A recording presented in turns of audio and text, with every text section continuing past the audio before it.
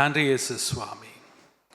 2026 வருஷம் தேவனுடைய ஜனங்களுக்கு ஒரு ஆசீர்வாதமான வருஷம் என்று கர்த்தர் சொல்லுகிறார். என் ஜனங்களுக்கு ஆசீர்வாதமான வருஷம். என் வார்த்தையை கேட்டு அதன்படி நடக்கிற ஜனங்களுக்கு இது ஆசீர்வாதமான வருஷம். இந்த உலகத்திற்கு இருள் சூழ்ந்த வருஷம், வருத்தமும் சஞ்சலமும் வைக்கப்பட்டிருக்கிற வருஷம். ஆனால் என் ஜனமோ ஒரு நாளும் தாழ்ச்சி அடைவதில்லை என்று கர்த்தர் சொல்லுகிறார். ஹல்லேலூயா. அவர்களை வற்றாத நீரேற்றை போல மாற்றுவேன், வற்றாத நீரூற்றை போல மாற்றுவேன். தேவனாகிய கர்த்தர் சொல்லுகிறார், நீங்கள் என் வார்த்தையை கேட்டு கேட்டு நடக்கிற இந்த நாளிலே கர்த்தர் உங்களை பெரிய ஜாதியாய் மாற்றுவேன் என்று சொல்லுகிறார். ஹல்லேலூயா.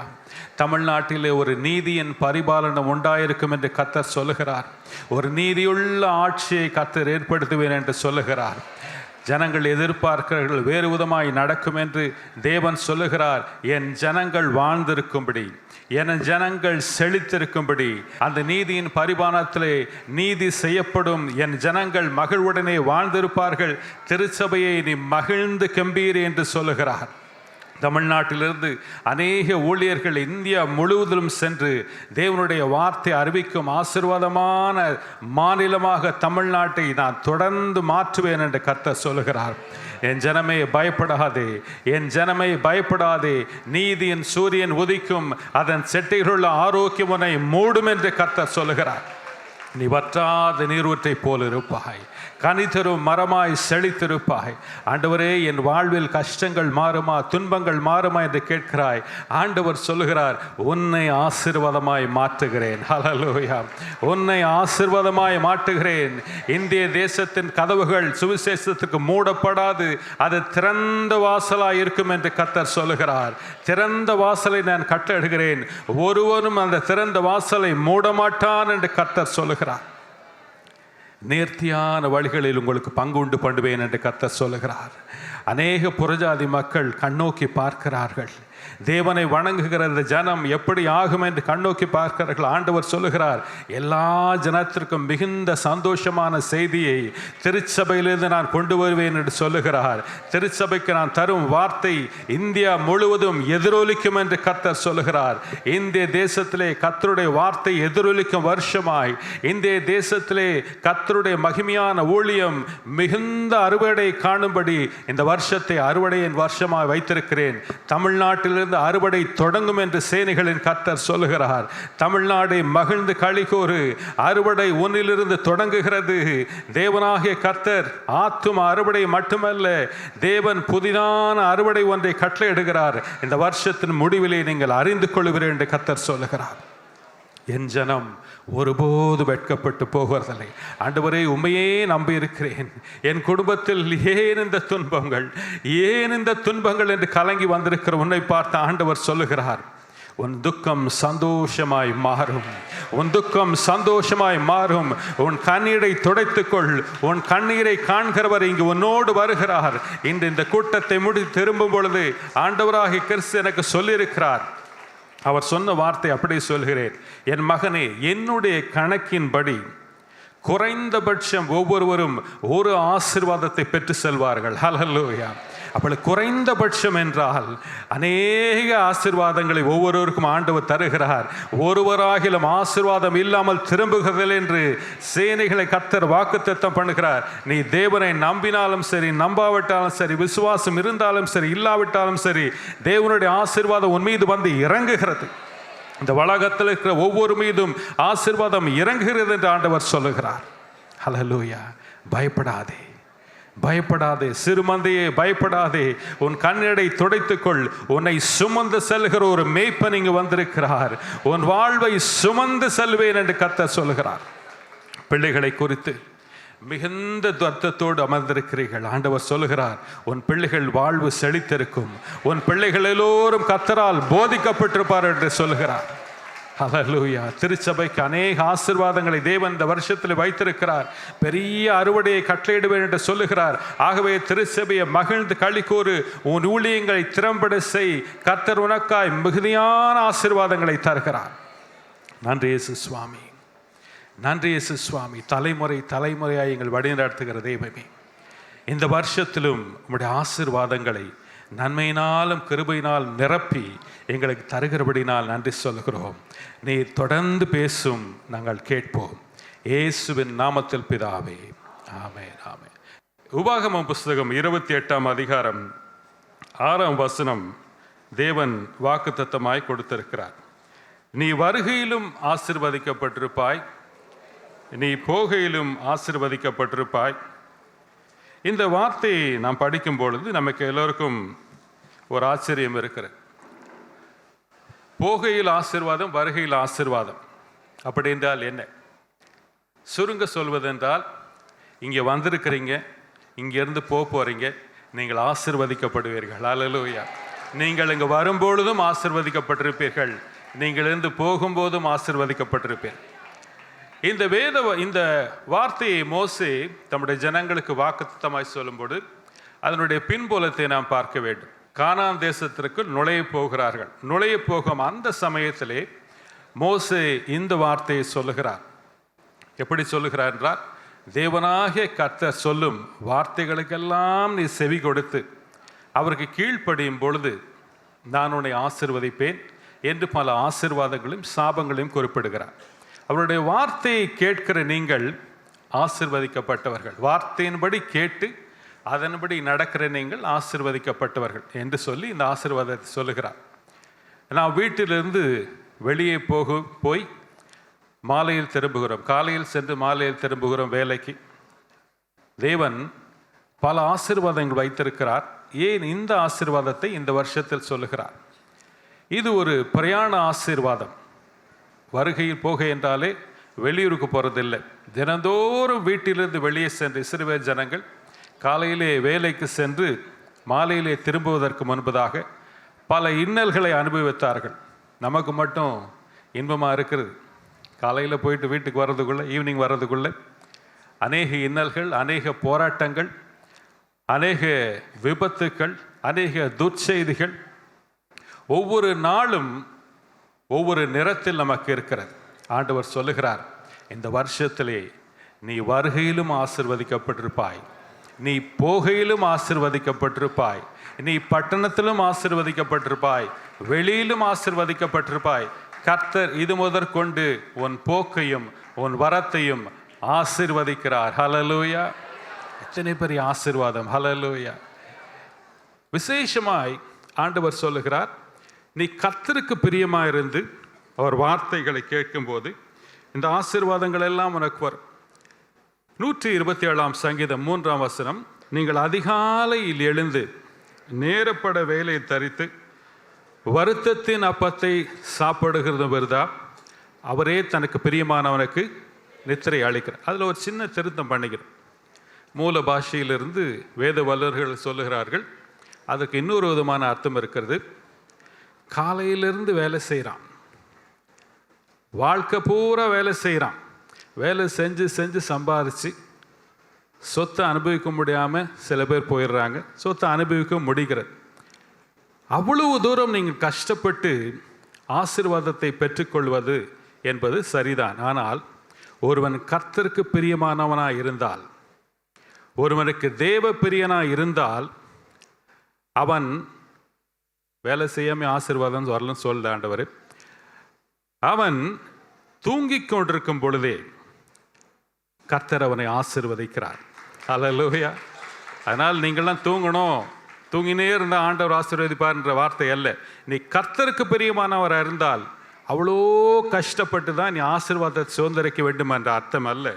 இந்த வசனம் சொல்லுகிறது, it is vain for you to rise early, come late and work so hard for your food, so he can provide for those whom he loves even when they sleep.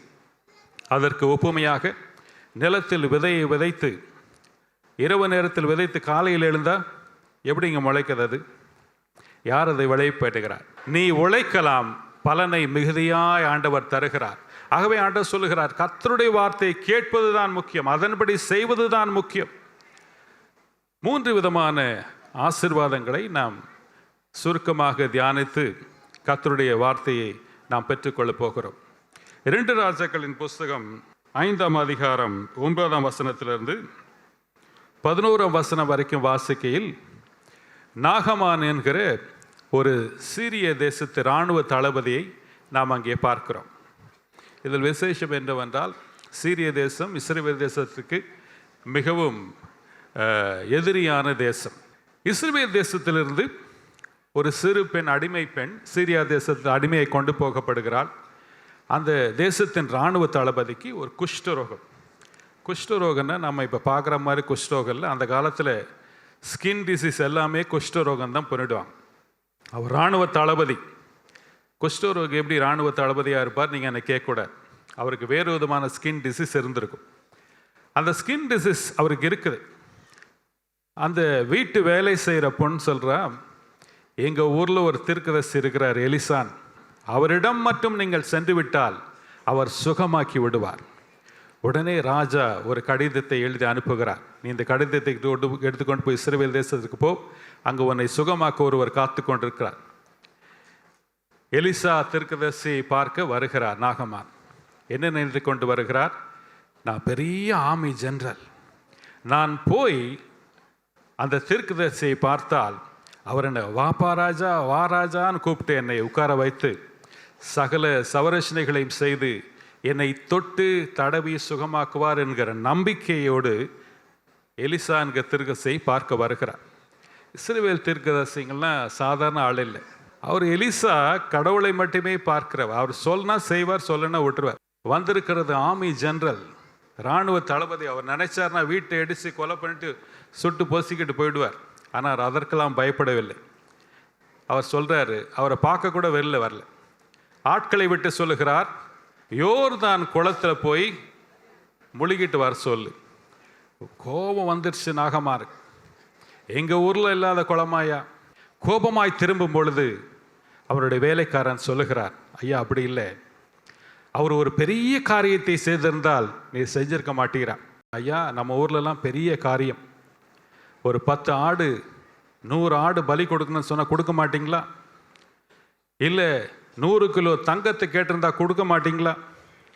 இல்லை 10 பில்டிங்கை கட்டித்தரேன்னு சொன்னால் செஞ்சுருக்க மாட்டிங்களா? சாதாரண விஷயம் தானே சொல்கிற, செய்யுங்களே. உடனே அவருக்கு ஒரு நம்பிக்கை அல்ல, ஒரு சின்ன அறிவு திறன் ஏற்படுகிறார். பல வேளைகளில் அகங்காரத்தோடும் ஆணவத்தோடும் பெருமையோடும் தேவனுடைய சமூகத்தில் வருகிறோம். ஆண்டவர் என்னை சுகமாக்க வேண்டும். 10 லட்சம் கொடுத்த ஒரு ஊழியக்காரருக்கு அவர் சுகம் தருவார். வேதாகம காலத்திலேருந்தே இருக்குது. பணத்தை கொடுத்து சுகத்தை வாங்குவது, ஆசீர்வாதம் வாங்குவதெல்லாம் ஆண்டவர்கிட்ட பலிக்காதீங்க. நல்லா தெரிஞ்சுங்க. உங்கள் பணத்தை நீங்களே வச்சிங்க. உங்கள் பணத்தை நீங்களே வச்சிங்க. பணம் கேட்குற ஆண்டவர் இல்லை.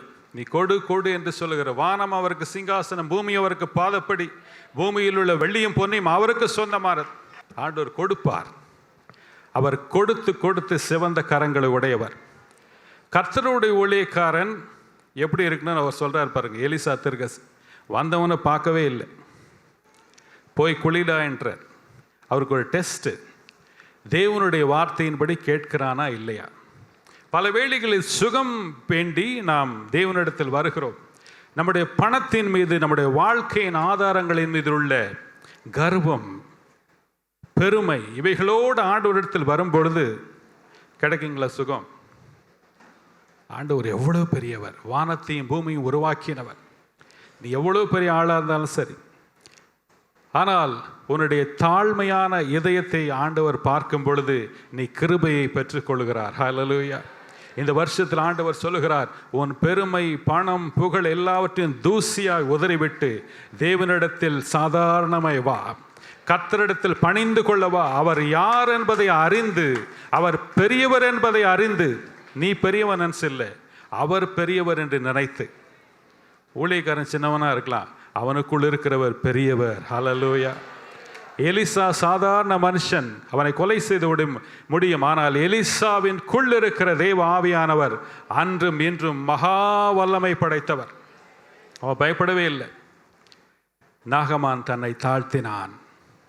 தன்னை தாழ்த்தி நதியில் மூழ்கி மூழ்கி எழுந்தான். அவன் எழுந்தான். குழந்தையின் சரீரத்தை போல் அவன் சரீரம் சுகமானது என்று வாசிக்கிறோம். ஹல்லேலூயா. தேவனாகிய கர்த்தர் சுகம் தருகிற தேவன்.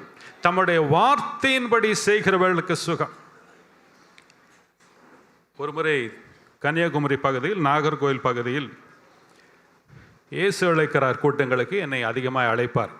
ஆகவே எல்லோரும் அழைப்பார்கள். கன்னியாகுமரி பகுதியிலே நான் சென்ற பொழுது அங்கு கூட்டத்தில் ஜெபிக்கும் பொழுது ஒரு வெளிப்பாடை ஆண்டவர் தந்தார். அந்த கூட்டத்தில் இருக்கிற ஒரு அம்மாவை பார்த்து ஆண்டவர் சொன்னார். அந்த அம்மா தனியாக தான் வந்திருந்தாங்க.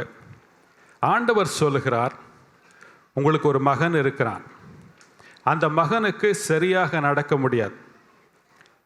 இதெல்லாம் எனக்கு தெரியாது, ஆண்டவர் சொல்ல சொன்னேன். நீங்கள் இந்த கூட்டத்துக்கு வரும்போது அவனை கூட்டி வரவில்லை, ஆனால் ஆண்டவர் எனக்கு காண்பிக்கிறார், நீங்கள் வீட்டுக்கு சென்று பாருங்கள், அவன் நடப்பான். இந்த வார்த்தையை சொல்லி அனுப்பிட்டேன். நானும் சென்னைக்கு வந்து விட்டேன். அந்த அம்மா ஃபோன் பண்ணுறாங்க, ஐயா அந்த லேடி யாருன்னு எங்களுக்கு தெரியாது, நாங்கள் கேட்கவும் இல்லை. ஆனால் 2 நாள் கழித்து வந்து சொன்னார்கள், கர்த்தர் ஒரு வார்த்தையை சொல்லியிருக்கிறார், அந்த வார்த்தையின்படியே செய்வேன் என்று விசுவாசத்தோடு அந்த அம்மையார் சென்று வீட்டில் பார்க்கும் பொழுது பையன் தூங்கிட்டு இருந்தான். அவனை எழுப்பி நடடான்னு சொல்ல முடியுமா?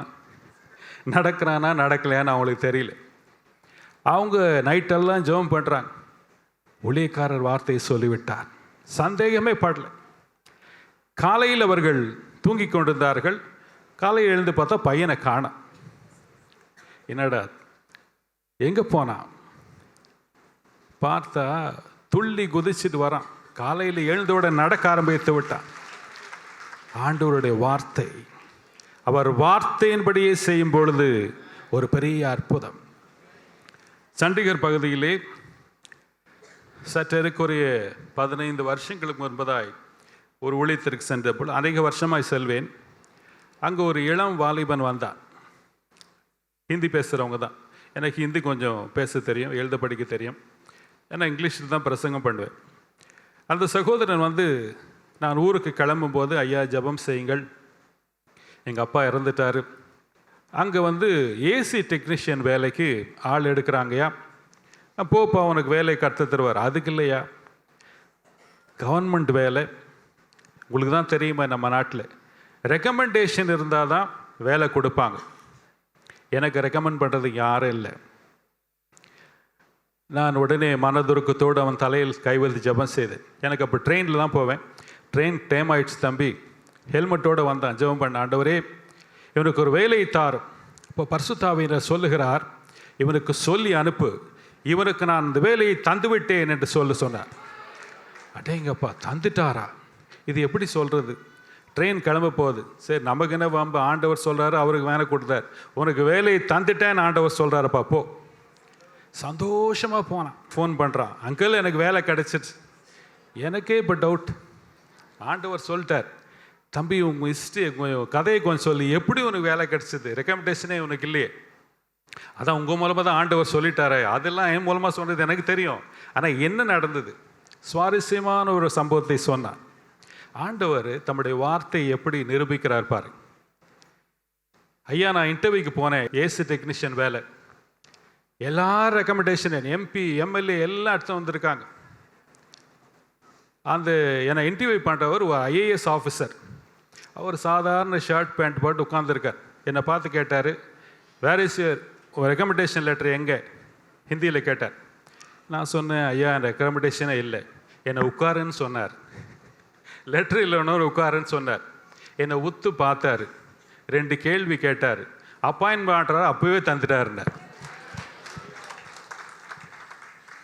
என்ன தம்பி, நான் ஆண்டவர் தான் அதை செஞ்சார் என்று நம்பிக்கையோடு சந்தோஷமாக வந்தேன். வெளியில் ஒருத்தர் சொன்னார், நீ பாக்கியவான்பா. ஏன் பாக்கியவான்? இவர் நேர்மையான ஐஏஎஸ் ஆஃபீஸர், ரெக்கமெண்டேஷனோடு வந்த எல்லாரையும் வெளியில் துரத்திட்டார். எல்லா லெட்டரையும் கிழிச்சு குப்பை தொட்டியில் போட்டாரான்.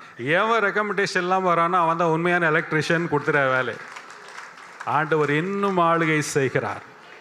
நம்முடைய தேசத்திலே ஆளுகை செய்கிறவர் தம்முடைய வார்த்தையை நிறைவேற பண்ணுகிறார். ஹல்லேலூயா. இன்று உங்கள் வாழ்விலும் தேவன் சுகத்தை தருவார், ஆசீர்வாதத்தை தருவார், அனுக்கிரகத்தை நிறைவாய் அவர் தருவார். ஹல்லேலூயா.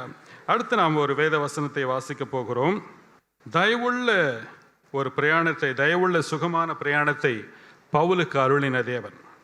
அப்போஸ்தலர் நடவடிக்கைகள் 27ஆம் அதிகாரம் 23ஆம் வசனத்தையும் 24ஆம் வசனத்தையும் ஒருவர் வாசியுங்கள். ஏனென்றால் என்னை ஆட்கொண்டவரும் நான் சேவிக்கிறவருமான தேவனுடைய தூதனானவன் இந்த ராத்திரியிலே என்னிடத்தில் வந்து நின்று, பவுலே, பயப்படாதே, நீ ராயனுக்கு முன்பாக நிற்க வேண்டும். இதோ உன்னுடனே கூட யாத்திரை பண்ணுகிற யாவரையும் தேவன் உனக்கு தயவு பண்ணினார் என்றான். இந்த பிரயாணத்தை நீங்கள் வாசிப்பீர்கள் என்றால் அந்த வசனம் கடைசியாய் முடிகிறது. தேவன் பவுலுக்கு தயவை கட்டளையிட்டார். ஹல்லேலூயா. தயவுள்ள பிரயாணம். நீங்கள் போகிற பிரயாணம் சுகவீனத்தோடு இருக்கலாம், சுகத்தை தேடி இருக்கலாம். நீங்கள் தாழ்ந்து தேவனிடத்தில் சென்று அவருடைய வார்த்தையின்படி செய்யும் பொழுது உங்களுக்கு சுகத்தை தருகிறார். பவுல் ஒரு பிரத்யட்சமான தரிசனத்தை காண்கிறார். இயேசுநாதர் தோன்றி சொல்லுகிறார், நீ போகிற பிரயாணத்தை நான் வாய்க்க பண்ணுவேன். There is a purpose behind this travel. அந்த பிரயாணத்தில் என் தயவு உண்டாயிருக்கும்.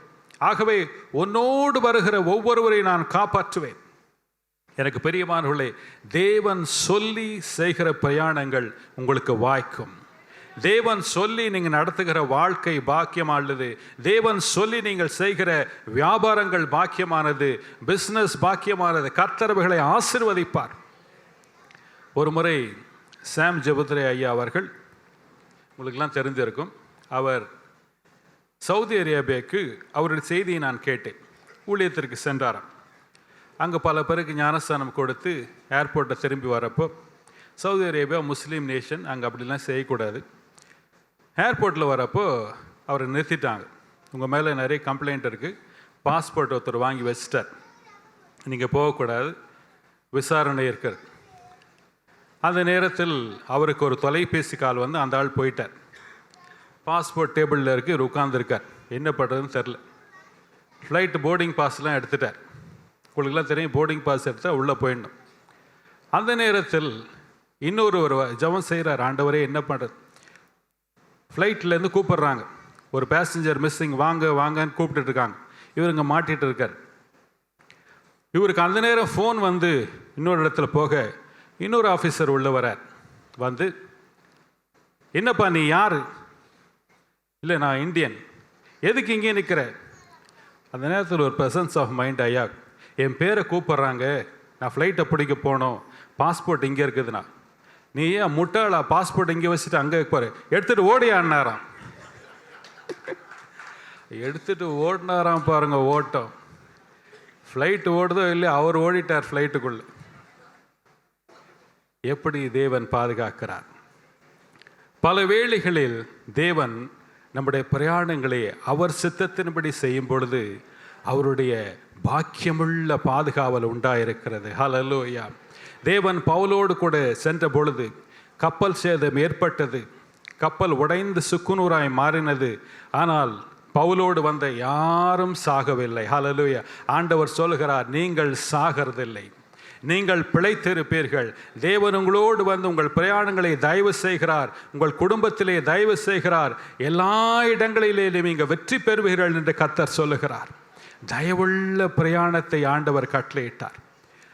ஒரு முக்கியமான பிரயாணம் சுவிசேஷ பிரயாணம் என்று வேதம் நமக்கு தெளிவாக சொல்லுகிற இன்னொரு பிரயாணத்தை நாம் பார்க்க போகிறோம்.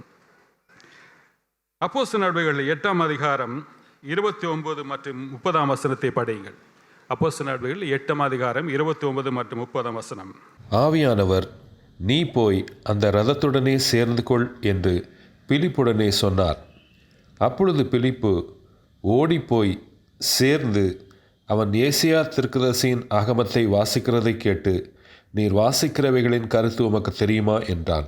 ஆவியானவர் சொல்லுகிறார், நீ போய் ரதத்துடனே சேர்ந்து கொள். பாருங்க, ஆவியானவர் சொல்லுகிற ஒரு ஊழிய பிரயாணம், அது சுவிசேஷ பிரயாணம். ஆவியானவரே சொல்றார், நீ ஓடி போய் ரதம் எவ்வளோ ஸ்பீடில் போவோங்க, கார் எவ்வளோ ஸ்பீடில் போவோம்.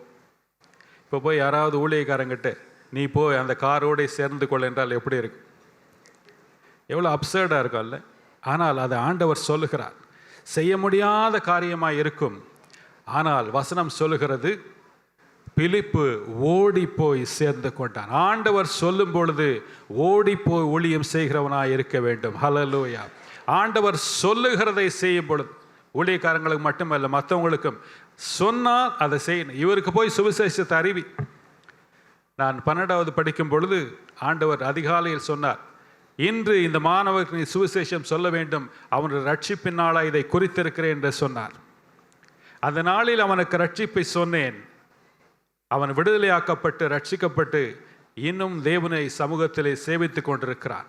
எனக்கு பிரியமானவர்களே, அவர் சொல்வதை செய்யும் பொழுது, சுருக்கமாய் சொல்லுகிறேன், நான் அவர் சொல்வதை செய்யும் பொழுது ஒரு ஆசீர்வாதம்.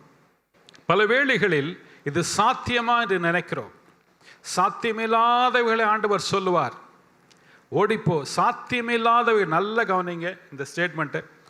சாத்தியமில்லாதவைகளை தேவன் உங்களுக்கு சொல்லும் பொழுது அசாத்தியமான காரியங்களை தேவன் உங்களை மூலமாய் செய்ய விருப்பப்படுகிறார் என்ற அர்த்தம். ஹல்லேலூயா. பிலிப்பு ஓடி போய் சேர்ந்து கொண்டான். வசனம் சொல்லுகிறது, பிலிப்பு சுவிசேஷம் சொன்னான். கந்தாகே மந்திரி ஞானஸ்தானம் எடுத்தார். ஞானஸ்தானம் எடுத்த பிறகு வசனம் சொல்லுகிறது, ஆவியானவர் பிலிப்பை எடுத்து கொண்டு சென்று விட்டார். ஹல்லேலூயா. He was snatched away. இயேசு சீக்கிரம் வருகிறார். நல்ல கவனிங்க, இது சாதாரண அனுபவம் இல்லை. அப்போஸ்தலர்களுடைய 8ஆம் அதிகாரத்தில் சாதாரண அனுபவம் இல்லை. கர்த்தர் சொல்லுகிற ஊழியத்தை செய்யும் பொழுது தேவனுடைய வருகையிலே நீங்கள் எடுத்துக்கொள்ளப்பட ஆயத்தமாகிறீர்கள் என்ற அர்த்தம். பல வேளைகளில் நாம் இயேசு வருகிறார் வருகிறார் என்று பிரசங்கிக்கிறோம். அவர் சொல்லுகிற ஊழியத்தை செய்யும் பொழுது தேவன் அதை செய்ய வல்லவராய் இருக்கிறார். இயேசு சீக்கிரம் வருகிறார். நீ ஓடிப்போய் அதை செய் என்று சொல்லும் பொழுது நாம் செய்வோம். கண்களை மூடி தேவாதி தேவனை நோக்கி பார்ப்போம். ஹல்லேலூயா. அவருடைய வார்த்தையின்படியே செய்கிறவர்களுக்கு ஆக்கினையின்படி தீர்ப்பு இல்லை. எவர்கள் தேவனுடைய ஆவியினால் நடத்தப்படுகிறார்களோ அவர்கள் தேவனுடைய புத்திரர் எனப்படுவார்கள். நீங்கள் தேவனுடைய ஆவியினால் நடத்தப்பட்டால் உங்களுக்கு ஆக்கினை தீர்ப்பு இல்லை. ஹல்லேலூயா. அந்தி கிறிஸ்து வரும்பொழுது நீங்கள் அவனோடு பாடுபட வேண்டும் என்கிற அவசியம் இல்லை. தேவன் திருச்சபையை நேசிக்கிறார். திருச்சபையை நேசிக்கிற நிமித்தம் தான் அவர் சொல்லுகிறார், நீங்கள் எடுத்துக்கொள்ளப்படுவீர்கள். அதைத்தான் 1 தெசலோனிக்கேயர் புத்தகம் 4:16 பரிசுத்த பவுல் சொல்லுகிறார், முதலாவது மரித்தவர்கள் உயிரோடு எழுந்திருப்பார்கள், பின்பு உயிரோடு இருக்கிற நாமும் அவரோடு எடுத்துக்கொள்ளப்படுவோம் என்று சொல்லுகிறார். ஹல்லேலூயா. மோசேயை தேவன் உலகத்தில் அனுப்பினார். எலியா தீர்க்கதரிசியை அனுப்பினார். 2 பேரையும் மருவ மலையிலே மத்தேயு 17ஆம் அதிகாரத்திலே காண்பிக்கிறார். ஹல்லேலூயா. இயேசு அவர்களோடு பேசுகிறவர்களாய் காணப்படுகிறார்கள். மோசே மரித்த விசுவாசிகளுக்கு உதாரணமாய் இருக்கிறார். எலியா எடுத்துக்கொள்ளப்பட்ட ஊழியக்காரர்களுக்கு அடையாளமாய் இருக்கிறார். ஹல்லேலூயா. திருச்சபையே, உன் செவிகளை தீட்டி இந்த சத்தியத்தை கேட்டுக்கொள்.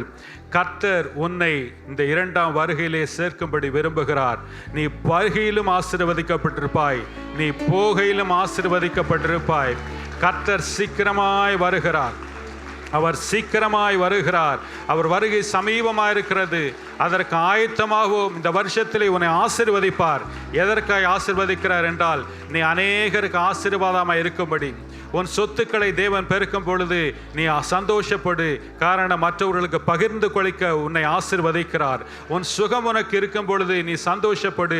உன் சுகத்தை பெருக்குவார். காரணம், மற்றவர்களுக்கு நீ சுகமான மனுஷனாய் மாற வேண்டும், மற்றவர்களுக்கு உதவி செய்ய வேண்டும் என்று கர்த்தர் உன்னை சுகப்படுத்துகிறார். உன் வாழ்வில் பல இல்லல்களை போக்கி உன் சமாதானத்தை விசாலமாக்குகிற ஆண்டவர் சொல்லுகிறார், நீ சமாதானம் அடைந்திருக்கும் பொழுது மற்றவர்களுக்கு சமாதானத்தை கொடு என்று சொல்லுகிறார். கொடுங்கள், அப்பொழுது உங்களுக்கு கொடுக்கப்படும். அமைக்கி குலுக்கி சரியும்படி ஆண்டவர் தருவேன் என்று சொல்லுகிறார். சமாதானத்தை தேவன் சொல்லுகிறார். ஆசீர்வாதங்களை தேவன் சொல்லுகிறார். உன்னை ஆசீர்வதிக்கவே ஆசீர்வதித்து பெருகவே பெருக பண்ணுவேன் என்று சொல்லுகிறார். உன் ஆசீர்வாதத்திற்கு முடிவிராது. நீ வருகையில் ஆசீர்வதிக்கப்பட்டிருப்பாய், போகையில் ஆசீர்வதிக்கப்பட்டிருப்பாய்.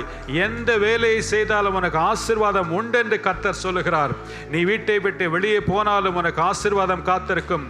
எனக்கு பிரியமானவர்களே, ஆசீர்வாதம் என்பது பாதுகாவல் மட்டுமல்ல, சமாதானம் மட்டுமல்ல, நீ போகிற காரியம் ஜெயமாய் முடியும் என்று கர்த்தர் சொல்லுகிறார். நீ செய்கிற காரியமெல்லாம் ஜெயமாய் முடியும் என்று சொல்லுகிறார்.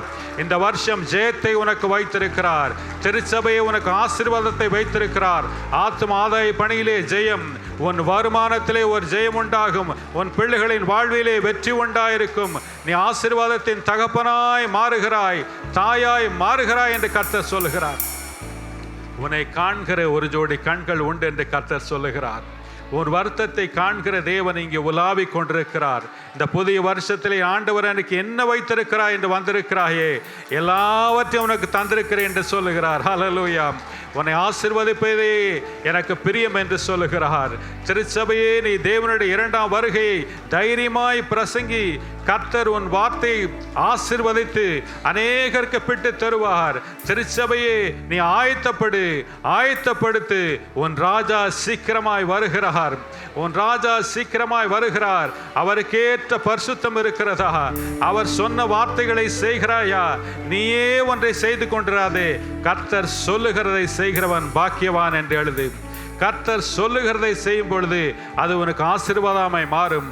மோசேயினுடைய ஊழியத்தையும் எலியாவின் ஊழியத்தையும் நிறைவேற்றி இயேசு வந்திருக்கிறார். ஹல்லேலூயா.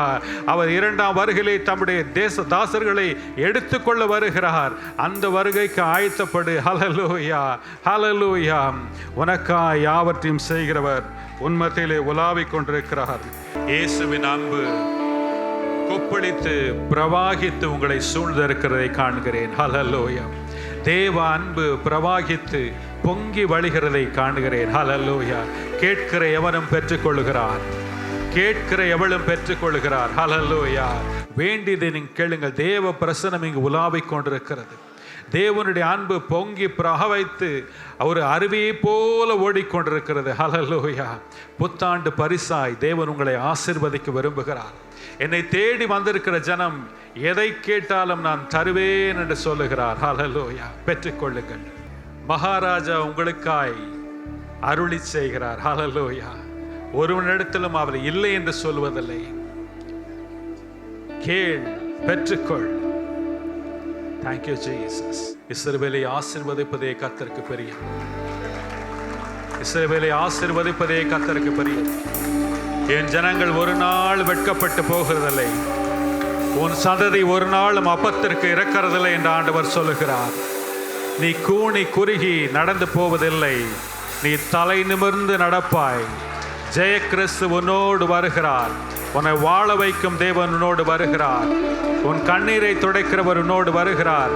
உன்னை உதாசீனப்படுத்தவர்கள் கண்களுக்கு முன்பதாய் உன்னை உயர்த்த தேவன் வருகிறார். தேவனுடைய ஊழியத்தை செய்வது நிமித்தம் உதாசீனப்படுத்தப்படுகிறாயா? கர்த்தர் உன்னை உயர்த்துகிறதாய் சொல்லுகிறார். இந்த வருஷம் உன்னை உயர்த்துகிறார். உன் வேலை ஸ்தலத்திலே உயர்த்துகிறார். உன் குடும்பத்திலே உயர்த்துகிறார். நன்றி இயேசு சுவாமி, நன்றி இயேசு சுவாமி. ஒரு மனுஷனுடைய வார்த்தையை கேட்க நீங்கள் வரவில்லை. தேவாதி தேவன் இங்கு அசைவாடி கொண்டிருக்கிறார். அவர் உங்களோடு பேசிக் கொண்டிருக்கிறார். அவர் உங்களை ஆசீர்வதிக்க விருப்பமுள்ளவராய் இருக்கிறார். உங்கள் சுகவீனம் எல்லாம் சுகமாய் மாறி இருக்கும். ஹல்லேலூயா. ஆண்டவர் சொல்லுகிறார், அவரால் செய்ய முடியாத காரியம் ஒன்றுமில்லை என்று சொல்லுகிறார். நிறைவான பலனை காண்பாய். ஹல்லேலூயா. மகா பரிசுத்தமுள்ள நல்ல தகப்பனே, மகிமையின் ராஜாவாய் இங்கு உதாவிக் கொண்டிருக்கிறவரே, தம்முடைய ஜனங்களை ஆசீர்வதிக்கும்படி இறங்கி வந்திருக்கிறவரே, இப்படி பிள்ளைகளை வலதுகரம் பிடித்து நடத்துகிறபடி நான் நன்றி சொல்லுகிறோம். இந்த வருஷம் முழுவதும் நடத்தும், தொடர்ந்து நடத்தும் என்று இப்படி திருக்கரத்திலே படைக்கிறேன் எங்கள் நல்ல பிதாவே. ஆமென்.